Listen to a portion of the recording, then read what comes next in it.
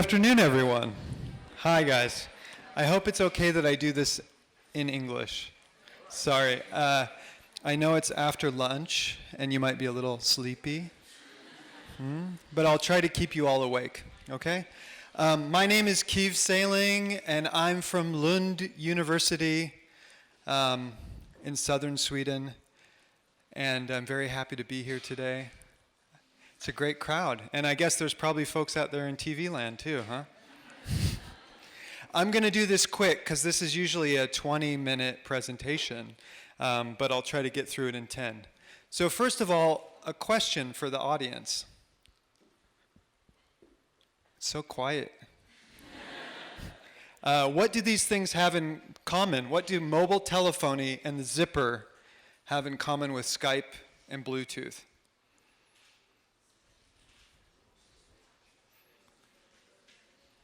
I see somebody there that just mouthed the answer, so. Swedish. They're all Swedish inventions, okay? Somebody the other day gave me a really good answer. They said, they all bring things together, bring people together. Well, I guess that's true too. But yeah, they're all Swedish inventions. And actually, it's one of the main things that we like to emphasize. So, why study in Sweden? Why choose Sweden as a study destination? Well, we have a really long track record of helping people bring their ideas to life, make their ideas real. And our universities are part of that, our companies are part of that, and the culture and the society in Sweden are part of that. And I'm going to talk a little bit about that today.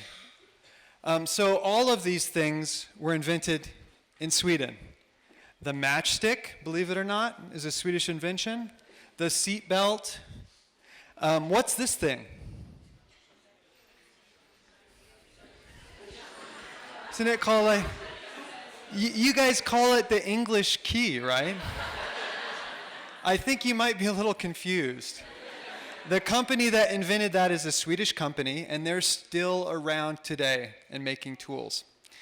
So, lots of inventions from Sweden over hundreds of years. And what's this one here? Anybody? Any guesses?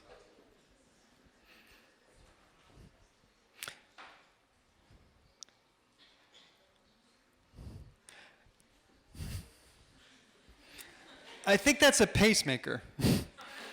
But all results of Swedish research and innovation used every day worldwide. And this is something to emphasize. Sweden is a very small country. Way up in Northern Europe. Not Switzerland. Sometimes there's confusion. We don't make watches, but we make just about everything else. So, Sweden, way up in the north of Europe, and a country that has only about 10 million people.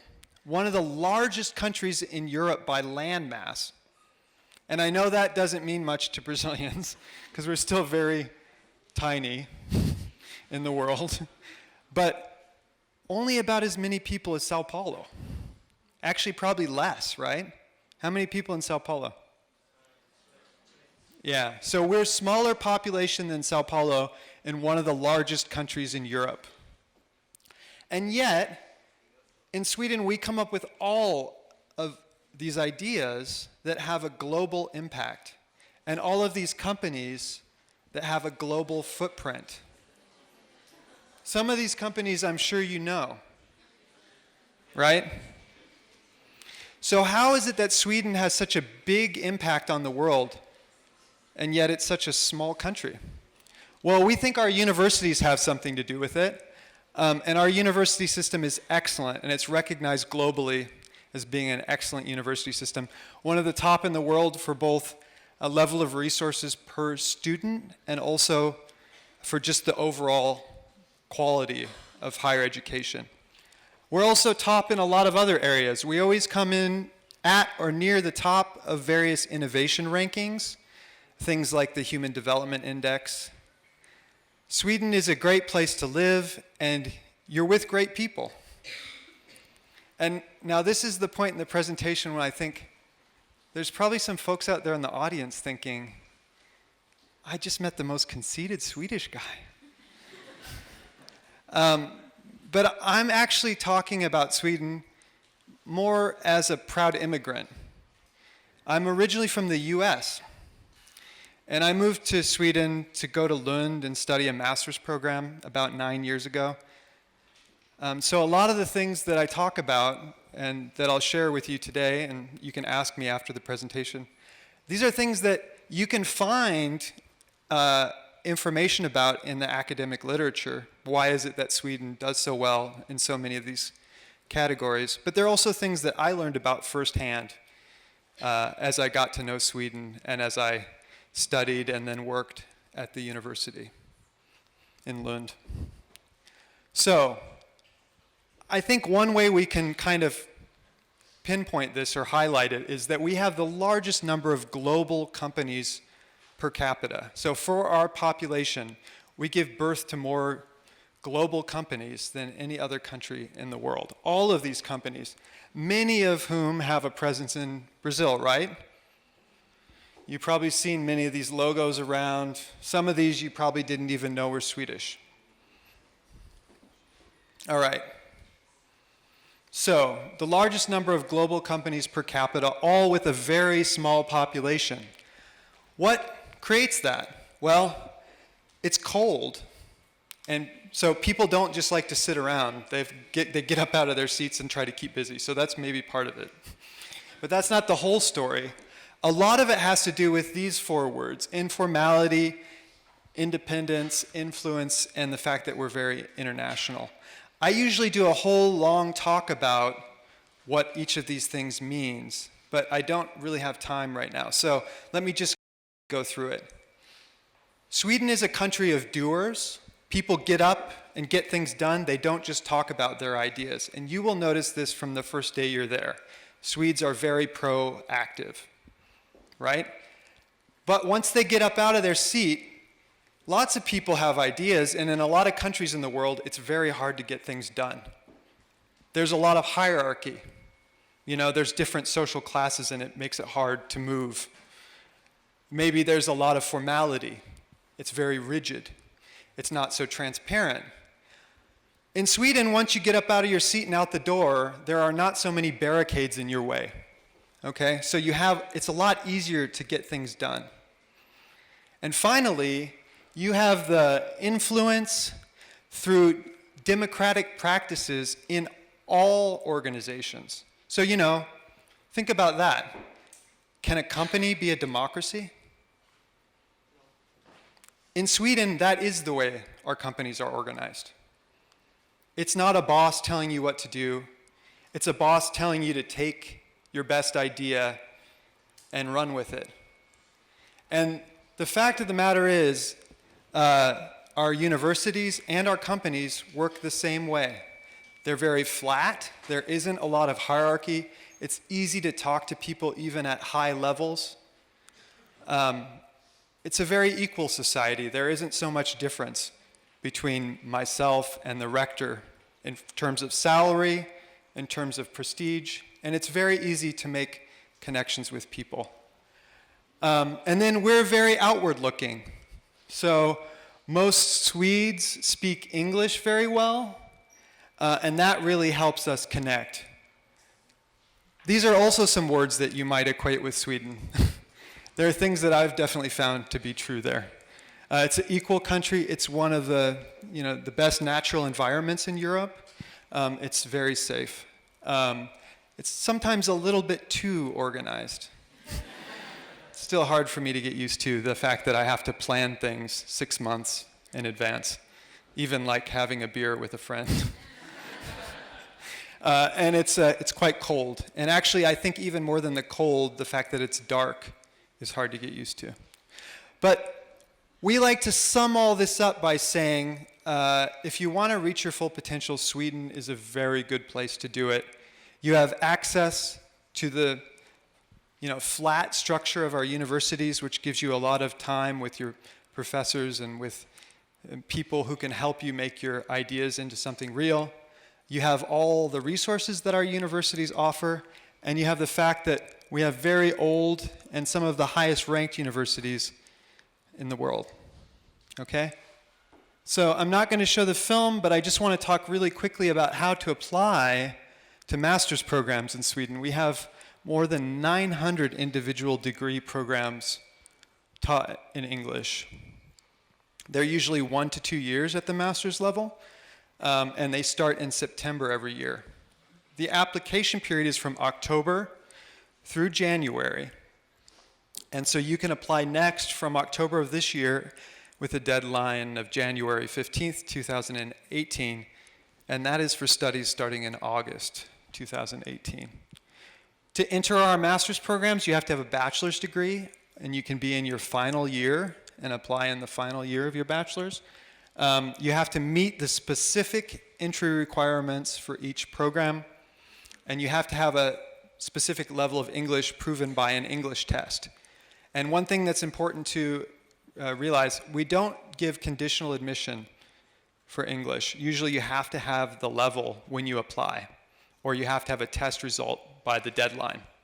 Okay, so for our programs at Lund, it's IELTS 6.5 with no section under 5.5, or TOEFL 90 for the internet-based test with at least 20 in the writing section.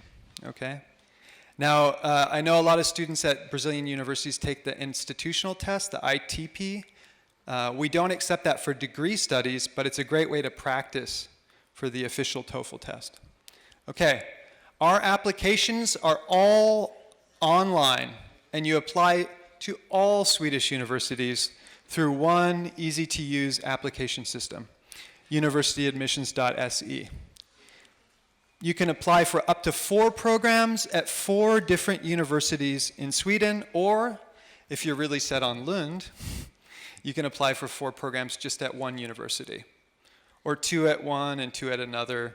It's up to you, but the nice thing is that you can apply for up to 4 master's programs on one application. And there is an application fee of around 350 reais, but that's for 4 applications. Okay?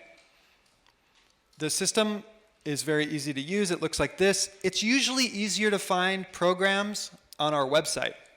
Like go to the Lund University website or the Chalmers website. And the admissions results come out in March. So I'm actually here in Brazil right now, and I'm meeting many of the admitted master students who are going to start our programs in August. A lot of them have scholarships. At Lund University last year, we had 20 Brazilians start master's programs. And for our own case, half of them have dual citizenship with Europe. And citizens of Europe don't pay tuition fees. Okay, so that's always very interesting for Brazilians to hear. Of the other 10 who had to pay tuition fees, all of them received some kind of scholarship. So the fees are rather high, and the cost of living can be rather high, but there are scholarships available. So I'll just quickly go through this. The programs are about 12 to 15,000 euros per year in Sweden. Most of our programs are 2-year programs, so you have to double that. And the living expenses can be pretty heavy. It's expensive to live in Sweden. But we do have scholarships. The Swedish Institute Scholarship, that is the prestigious Swedish government scholarship. We had 5 Brazilians at Lund with that scholarship this year, and that covers living expenses and tuition fees and even the cost of travel back and forth. And then each university in Sweden has its own scholarship programs that you can apply for. But those scholarships at our universities, by law, those can only cover the tuition fees.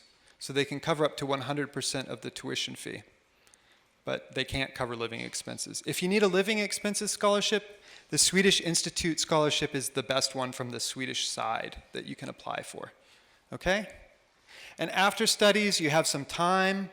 If you're interested in working in Sweden and experiencing some of the things that I talked about with the flat structure and the democratic processes and the fact that Swedish employers are very open and humane, you have 6 months after your studies to find a job. If you're very interested in studying in Sweden, we recommend that you start, working in Sweden, we recommend that you start before the end of your studies. Sweden's a small country. It takes a while to find the right job, and actually the labor market is very tight. So you have to work at it. Okay, PhD positions in Sweden. I've heard some questions already today. PhD positions are like job positions. So my colleagues and myself, we work with study programs. I don't have a lot of information about PhD opportunities. They are like jobs. They're listed by our individual departments like job advertisements, and you have to go to the jobs section of our website. So you can find out more from our website, but I don't have a lot of information today about PhD positions. And there are other opportunities.